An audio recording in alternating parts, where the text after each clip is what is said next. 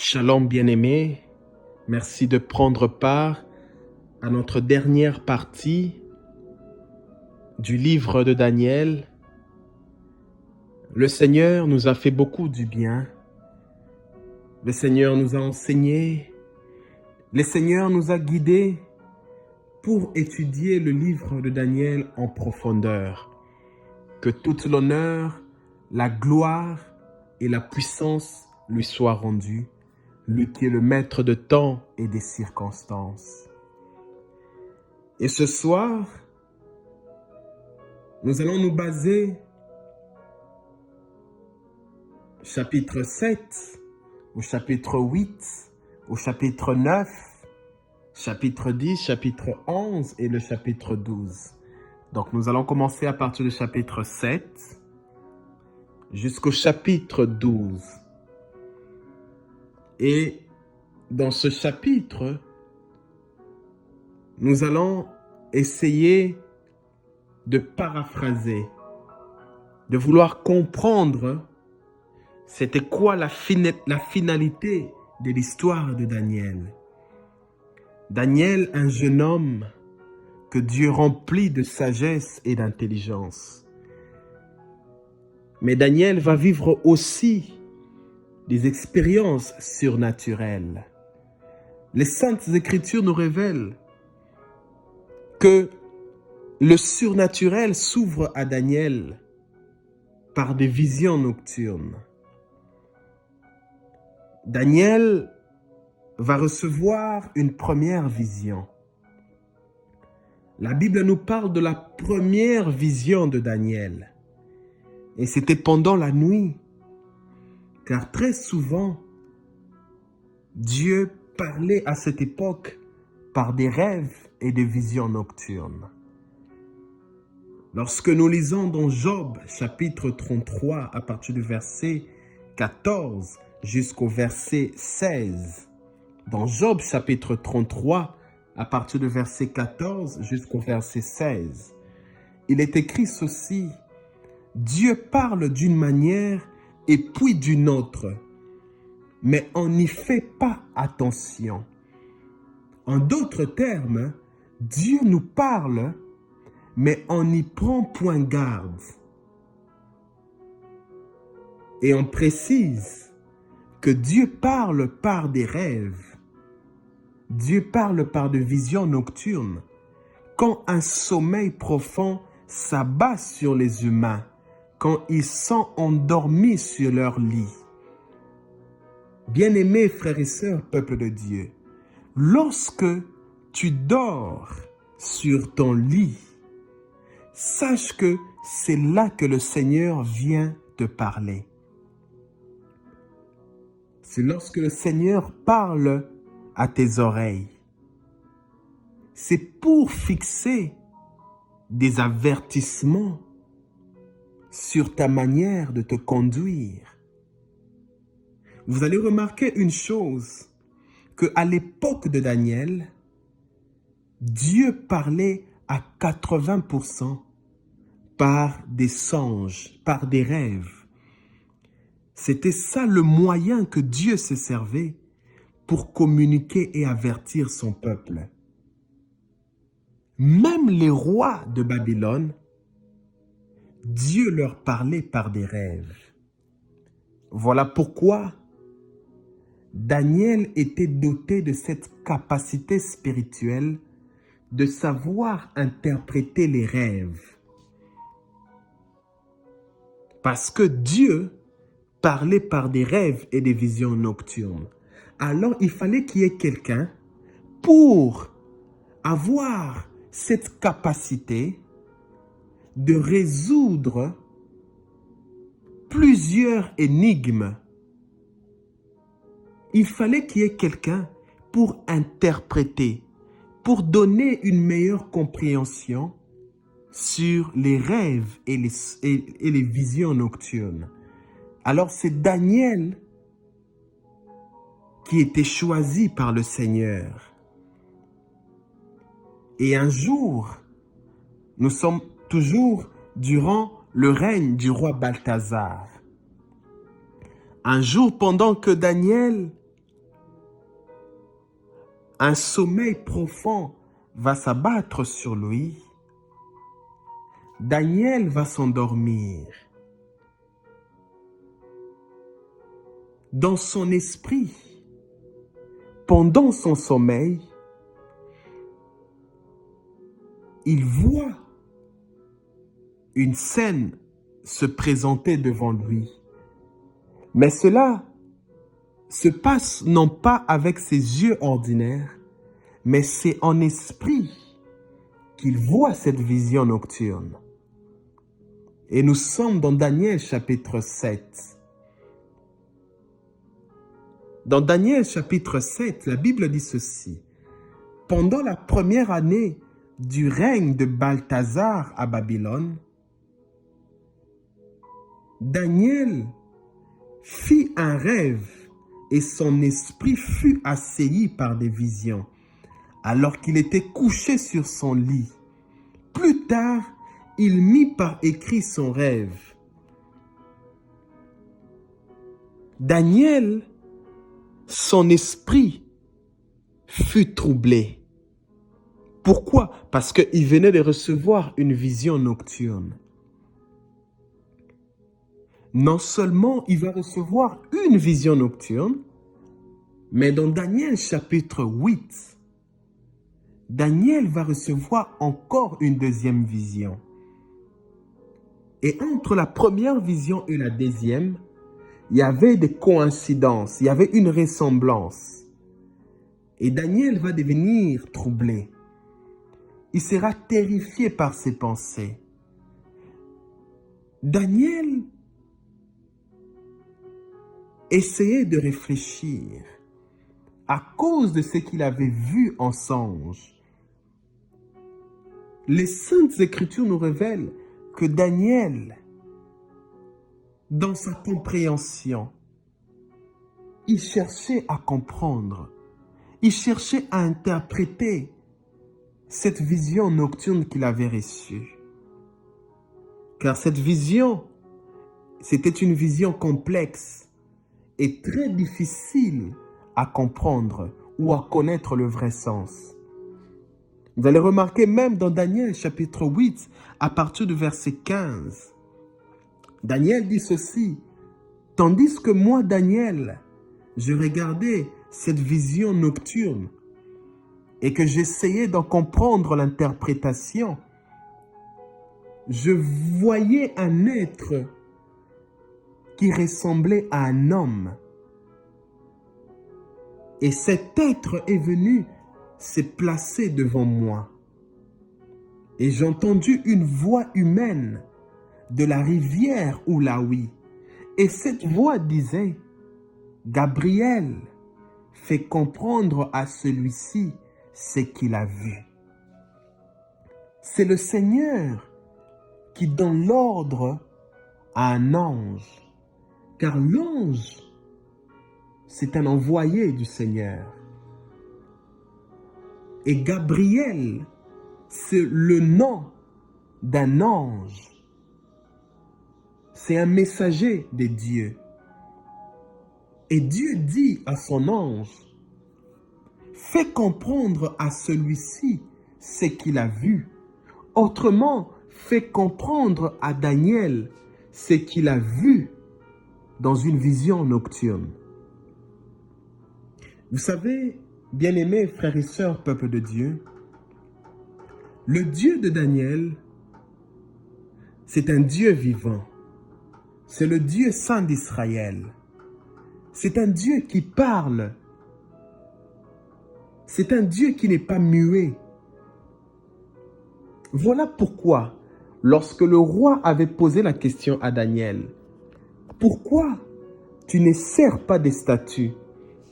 Daniel avait répondu au roi, « Je ne sers jamais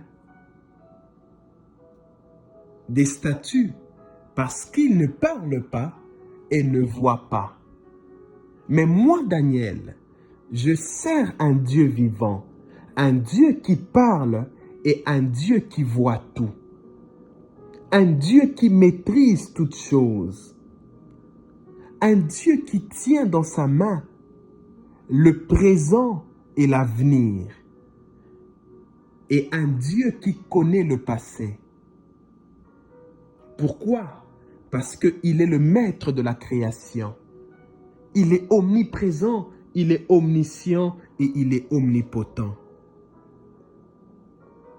Voilà pourquoi lorsque nous lisons dans Ésaïe chapitre 59, vous allez remarquer le prophète Ésaïe va dire ceci. Pensez-vous que la main de Dieu est trop courte? Pensez-vous que la main de Dieu est trop courte pour sauver un homme? Penses-tu que la main de Dieu est courte pour te sortir de cette situation? Penses-tu que les oreilles de Dieu sont dures pour entendre lorsque tu pries? Penses-tu que Dieu ne te voit pas? Bien-aimés frères et sœurs, peuple de Dieu, en réalité,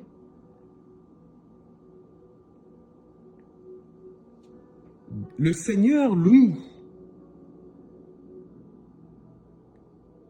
il tient toujours à sa parole. Ce qui fait la différence entre Dieu et l'homme. L'homme peut promettre, mais demain, il peut changer d'avis. Mais Dieu ne ment jamais. Les pensées de l'homme, ce ne sont pas les pensées de Dieu. Dieu veille toujours sur son peuple. La Bible dit ceci, celui qui veille sur Israël ne sommeille ni ne dort. Mais le problème, c'est nos fautes, c'est nos péchés, c'est notre haine, notre méchanceté, notre manque d'amour. Toutes ces choses, c'est ce qui nous déconnecte et c'est ce qui emmène des barrières dans nos vies. Ce qui empêche Dieu d'agir efficacement. Comment voulons-nous que Dieu puisse agir si nous-mêmes, nous avons élevé des barrières qui lui empêchent de se manifester? Le Seigneur n'a jamais cessé de se révéler, mais c'est son peuple qui continue à vivre dans le mal. Le mal nous sépare de la gloire de Dieu. Le mal que nous faisons élève des forteresses. Amen, amen. Et pour arriver à comprendre la vision que Dieu te donne, il faut que le Seigneur lui-même puisse t'en donner l'explication. Ne cherche jamais à vouloir comprendre de ta propre sagesse ou de ta propre intelligence ce que Dieu te montre dans une vision nocturne. Car au final, tu ne trouveras pas la réponse. Dans ce texte, nous voyons que Daniel voulait essayer de comprendre par ses propres facultés intellectuelles. Mais il n'a pas pu. Il y a des rêves que seul le Seigneur peut t'aider à comprendre. Daniel dit ceci, « J'ai entendu une voix humaine au milieu de la rivière Oulaoui, et cette voix disait, « Gabriel, fais comprendre à celui-ci ce qu'il a vu. » L'ange devait venir pour faire comprendre à Daniel ce que Daniel avait aperçu dans un rêve. Et généralement, les anges sont des esprits au service du Seigneur, mais ils peuvent prendre l'apparence humaine. Mais arrêtons-nous dans ce texte. Comment Daniel,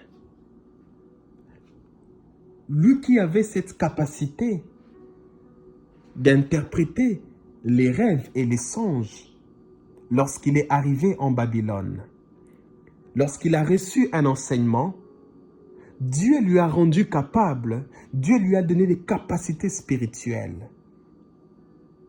Daniel pouvait résoudre n'importe quelle situation. Nous avons même vu lorsque le roi Nebuchadnezzar avait fait un rêve, il était troublé, mais c'est Daniel qui trouva l'explication du rêve du roi. Non seulement le roi Nebuchadnezzar, même le roi Balthazar, lorsqu'il avait vu une main humaine écrire sur le mur du palais royal, personne n'avait la capacité de déchiffrer ce qui était écrit. Mais on a fait appel à Daniel. Daniel est venu et il a pu donner l'explication. Alors comment expliquer? Lui qui a porté des solutions aux autres, lui-même est confronté et il n'arrive pas à comprendre son propre rêve. Voilà pourquoi vous allez remarquer, peuple de Dieu, que vous pouvez prier pour les autres ont des résultats. Vous déclarez des paroles sur vos proches, ces paroles se réalisent. Mais lorsque vous regardez votre propre vie, vous remarquez comme s'il y a quelque chose qui vous échappe.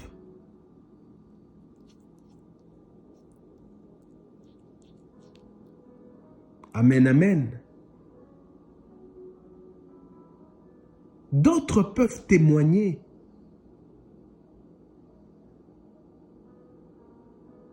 Ils peuvent dire, oui, il avait prié pour moi et Dieu a agi.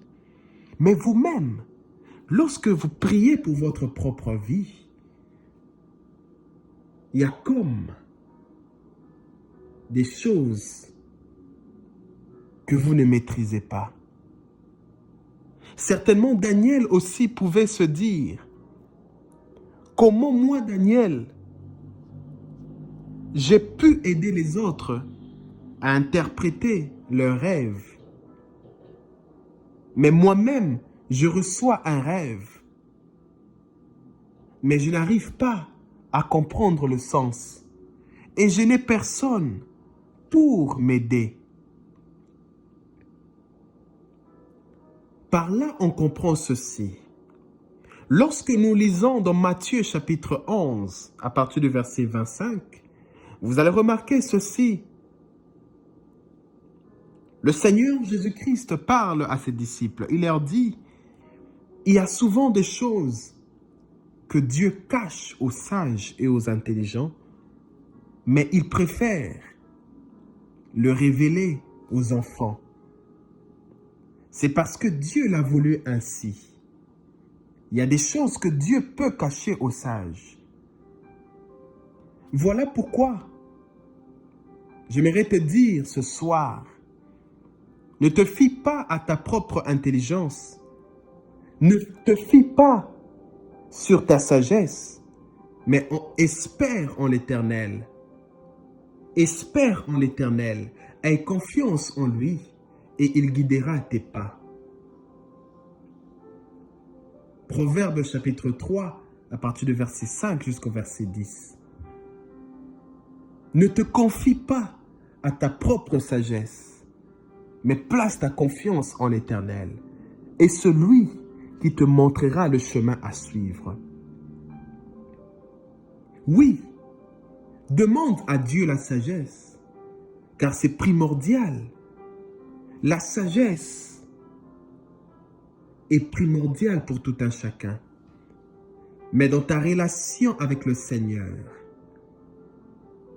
dans ta relation personnelle, demande l'intelligence, demande la sagesse, demande le discernement, car tu en as besoin. Chaque être humain a besoin de l'esprit de sagesse et du discernement à ce côté. Car c'est la sagesse qui t'aidera dans tes travaux. C'est la sagesse qui va même te révéler ce qui plaît au Seigneur. Amen, amen. Mais que cette sagesse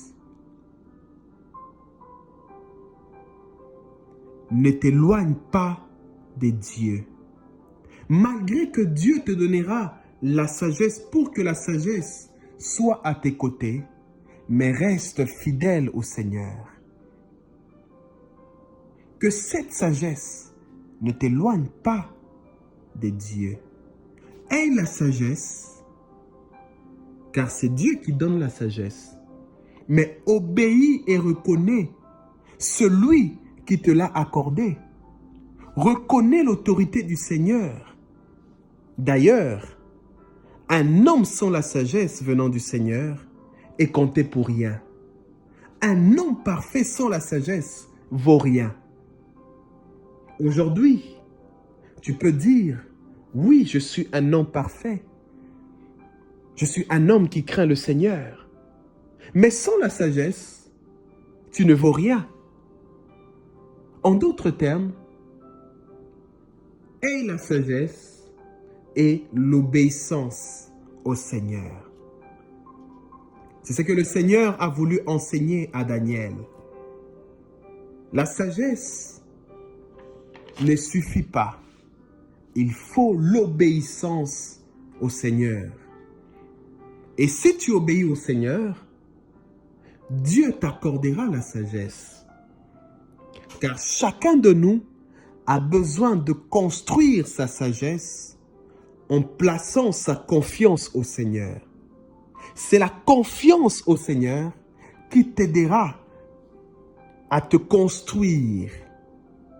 Et lorsque tu t'es construit, tu construis en même temps ta sagesse. Et c'est ce qui s'est passé avec Daniel.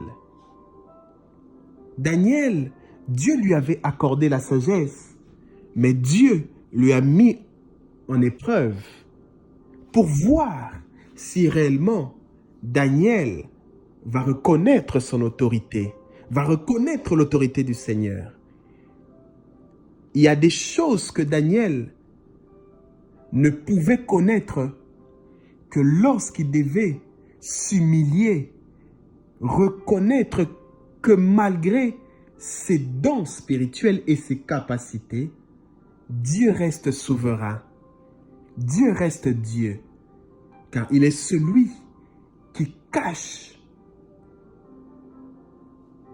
des choses aux sages afin de leur pousser à reconnaître son autorité. Daniel, troublé dans ce pensée, Daniel cherche à comprendre la vision qu'il avait reçue. Qui viendra en aide pour aider Daniel?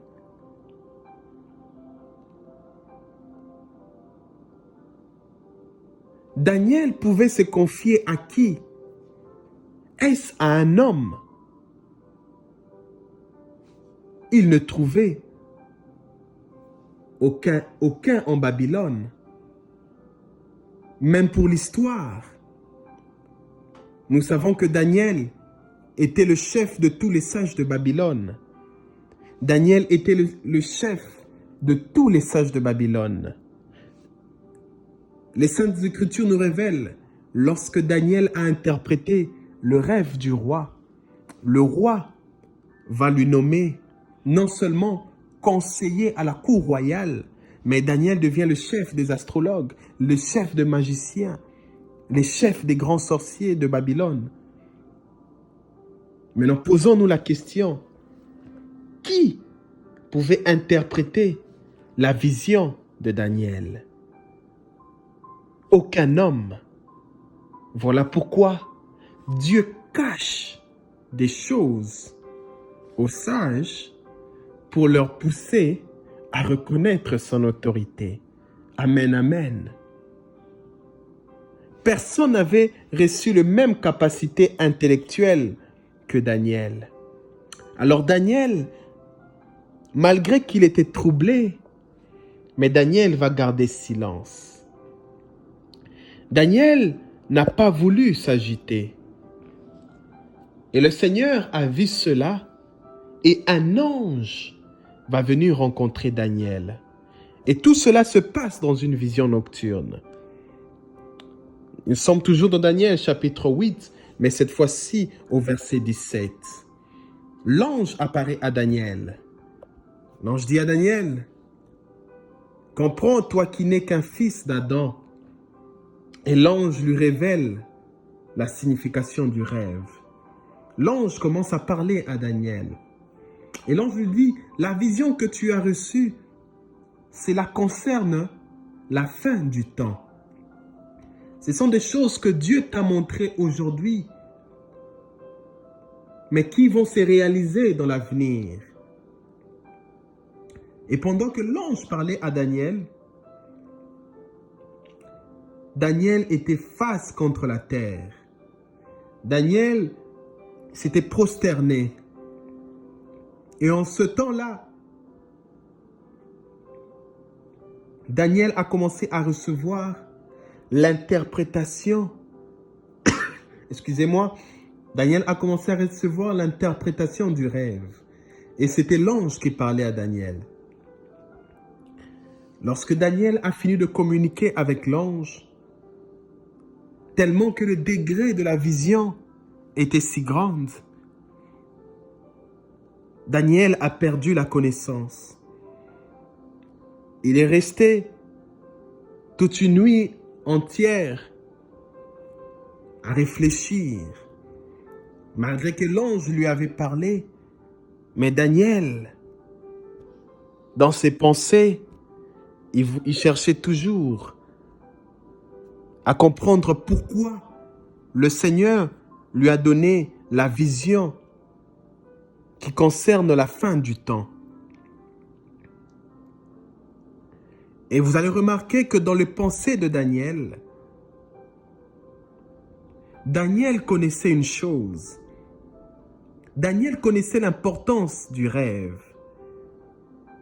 Daniel, c'était quelqu'un qui faisait beaucoup attention aux rêves. C'était quelqu'un qui plaçait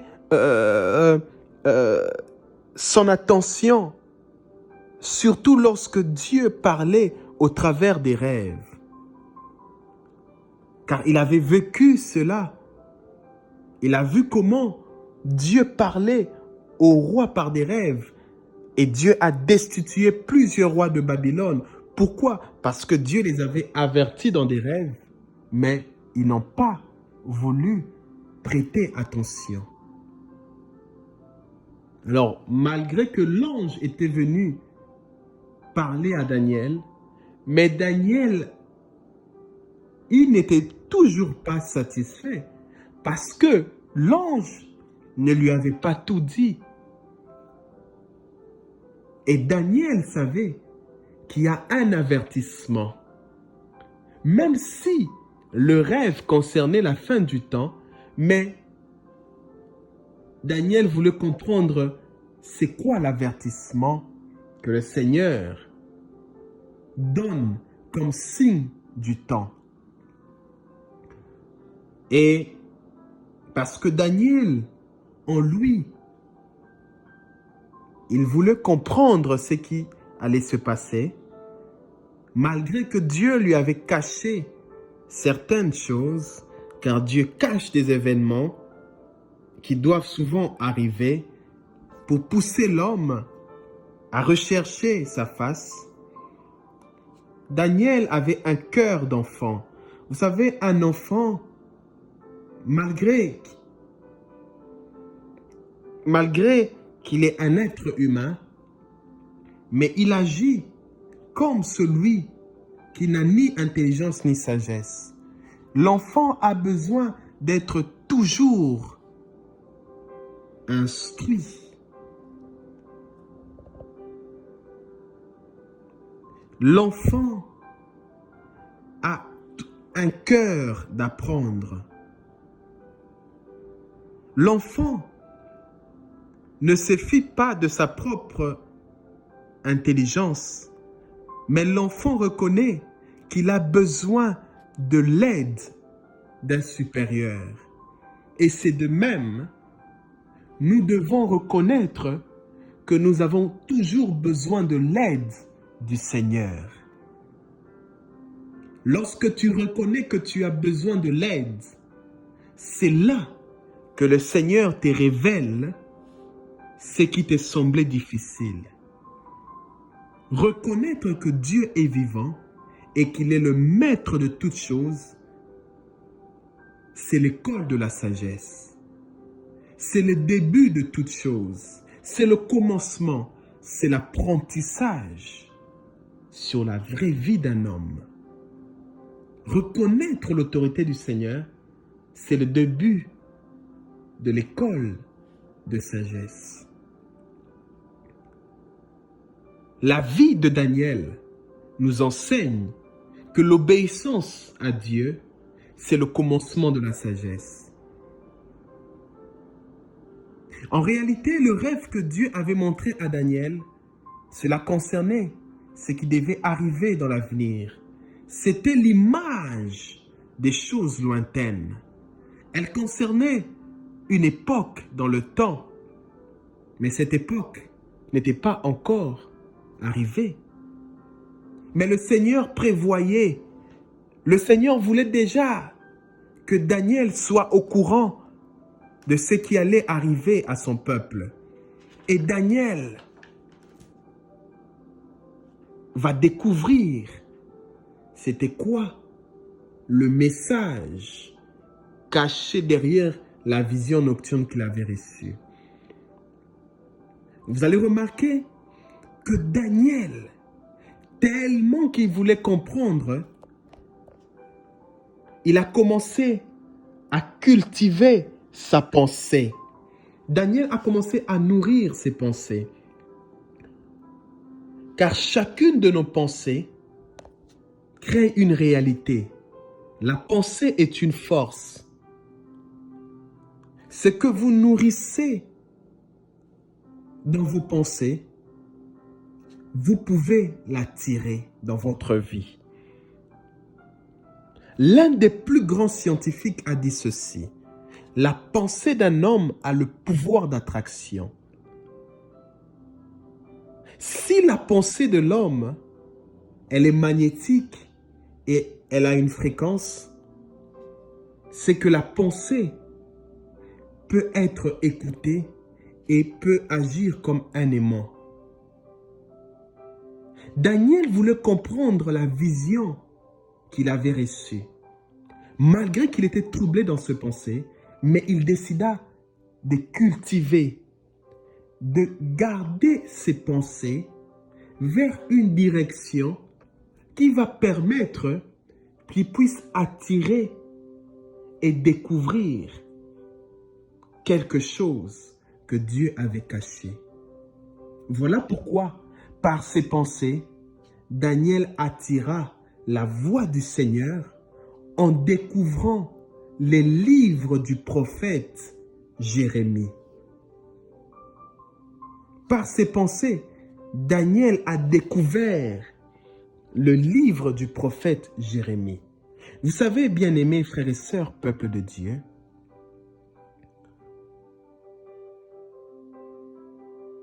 c'est dans des moments de trouble, c'est dans des moments où l'homme se pose plusieurs questions, qu'on arrive à découvrir ce qui était caché. Jamais tu peux découvrir ce qui est caché lorsque tu ne te lances pas dans une réflexion. C'est lorsque Daniel a voulu comprendre qu'un ange est venu vers lui. C'est lorsque Daniel a commencé à cultiver ses pensées qu'il va découvrir quelque chose. Il est écrit ceci, que celui qui est à la recherche de la vérité, qu'il continue sa recherche jusqu'à ce qu'il va trouver. Et quand il trouvera, il sera troublé. Mais c'est après qu'il se réjouira d'avoir trouvé. Le Seigneur Jésus-Christ était avec ses disciples. Il devait leur quitter. Mais il remarque que la tristesse a rempli le cœur de ses disciples. Mais il leur dit, il est avantageux pour vous que je m'en aille. Car si je ne m'en vais pas, celui qui doit vous aider ne viendra pas vers vous. Amen, amen. C'est dans des moments de trouble qu'on découvre un secret. Et au début, la tristesse peut envahir le cœur, mais après, c'est la réjouissance. Daniel, dans ses recherches, parce qu'il avait décidé de cultiver sa réflexion, il va découvrir le livre de prophètes.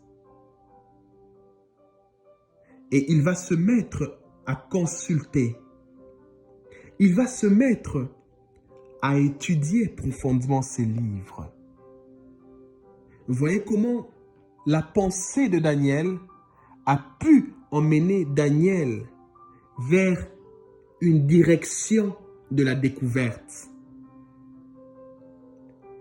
Et c'est là que Daniel va découvrir qu'il était écrit une parole concernant le peuple d'Israël. Daniel découvre que le malheur de son peuple, c'est-à-dire le malheur de Jérusalem, devait durer pendant 70 ans, donc 70 ans. Et lorsque Daniel découvre cela, Daniel décide de prier et de jeûner pour implorer la miséricorde de Dieu envers son peuple, afin que Dieu puisse pardonner les fautes des Israélites. Car l'avertissement dans le rêve que Daniel avait reçu, c'était qu'après 70 ans, que quelque chose arrive. Alors Daniel a vite compris cela. Il est entré en prière et il a commencé à implorer la miséricorde de Dieu. Voyez comment la sagesse de Daniel va se construire. Daniel découvre plusieurs événements importants, malgré que ces événements ont été cachés. Mais il est allé et il a découvert. Et tu peux aussi découvrir ce que Dieu a caché. Apprenons à cultiver nos pensées. Daniel a découvert le livre du prophète Jérémie. L'ange de l'Éternel était venu pour éclairer l'intelligence de Daniel, pour ouvrir son intelligence. Pourquoi? Parce que l'ange savait que Daniel allait découvrir le livre du prophète Jérémie.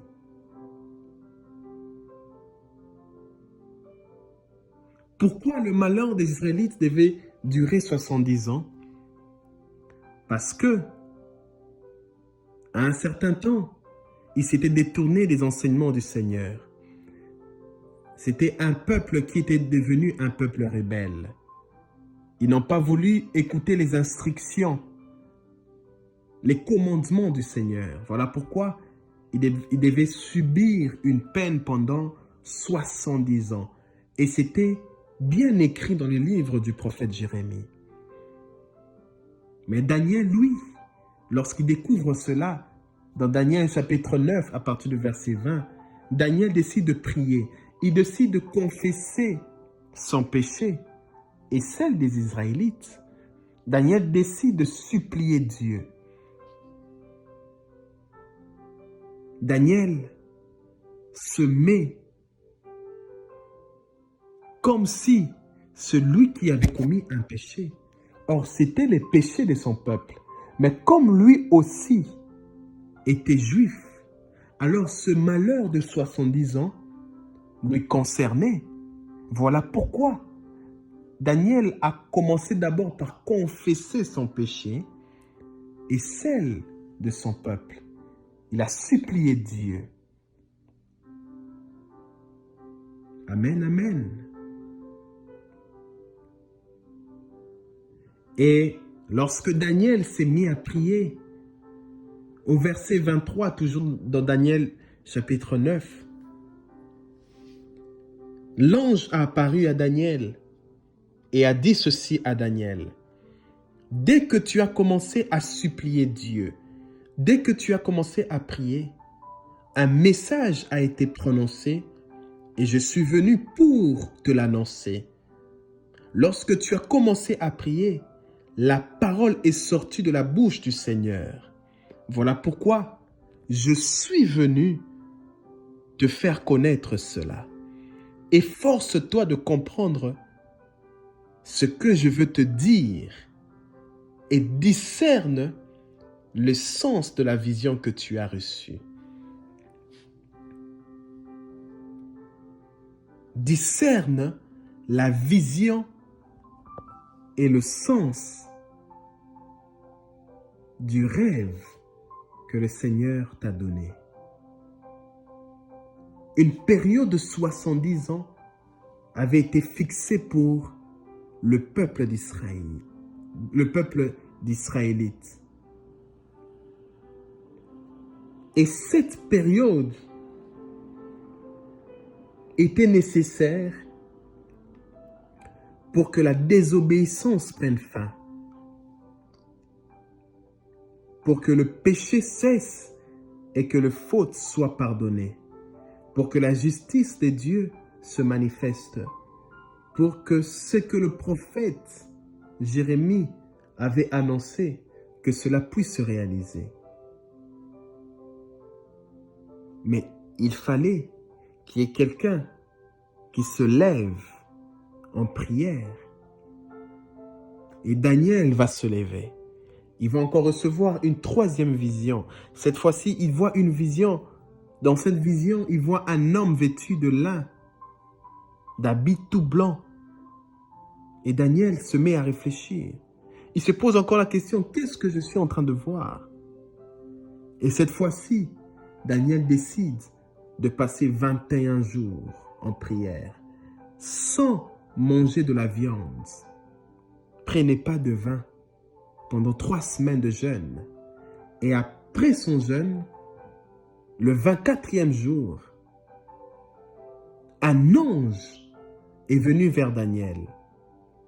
Et l'ange dit à Daniel, dans Daniel chapitre 10 à partir du verset 12, il dit à Daniel, n'aie pas peur Daniel, ne crains rien, car dès le premier jour où tu as manifesté ton humble soumission à Dieu, lorsque tu t'es soumis au Seigneur, en ayant un cœur de reconnaissance, en ayant un cœur de comprendre, dès ce jour, dès le premier jour, tes paroles ont été entendues. Et je me suis mis en route pour t'apporter une réponse. Car il est écrit ceci, lorsqu'on invoque Dieu, Dieu répond. Dieu répond pour t'annoncer des grands secrets que tu ne connais pas. Daniel, il y a des choses qu'il ne connaissait pas. Mais lorsqu'il s'est mis à prier, lorsqu'il s'est mis à invoquer le Seigneur, Dieu a commencé à lui répondre. L'ange dit à Daniel, dès le premier jour que tu as prié, j'ai été envoyé pour t'annoncer ce qui devait arriver. Mais il y a quelque chose qui va se passer. L'ange va dire à Daniel, dans Daniel chapitre 10 à partir du verset 13, le prince du royaume perse s'est opposé à moi pendant 21 jours. J'ai été bloqué dans le royaume de Perse. En d'autres termes, l'ange voulait faire comprendre à Daniel que au premier jour où tu as prié, il y avait déjà l'exaucement pour ton peuple. Mais le diable, l'ennemi, n'a pas voulu que tu reçoives l'exaucement. Voilà pourquoi, pendant 21 jours, j'ai été bloqué dans le royaume de Perse. Il fallait que l'un des principaux anges, l'ange Michael, l'un des principautés, l'un des chefs de l'armée angélique, puisse venir à mon aide. Et j'ai été libéré et me voici maintenant devant toi pour te faire comprendre ce qui doit arriver dans l'avenir aux Israélites. Car Dieu a entendu tes pleurs, Dieu a entendu ta prière et Dieu a décidé de libérer ton peuple. J'aimerais finir en disant ceci. Vous savez, lorsque nous avons un cœur de comprendre ce qui se passe autour de nous, Dieu s'arrange toujours pour nous faire comprendre. Et cela se passe de plusieurs manières. Dieu entend les prières, mais souvent nos prières sont bloquées quelque part. Car le diable est rempli de haine. Il ne peut jamais vouloir que tu entres dans le chemin que Dieu a tracé pour toi. Voilà pourquoi, pendant 21 jours, les réponses des prières de Daniel ne recevait aucune réponse. Mais malgré cela, Daniel ne s'est pas découragé. Il a continué de prier. Voilà pourquoi j'aimerais te dire ce soir, ne te décourage pas. Continue à prier. Continue à espérer en l'Éternel.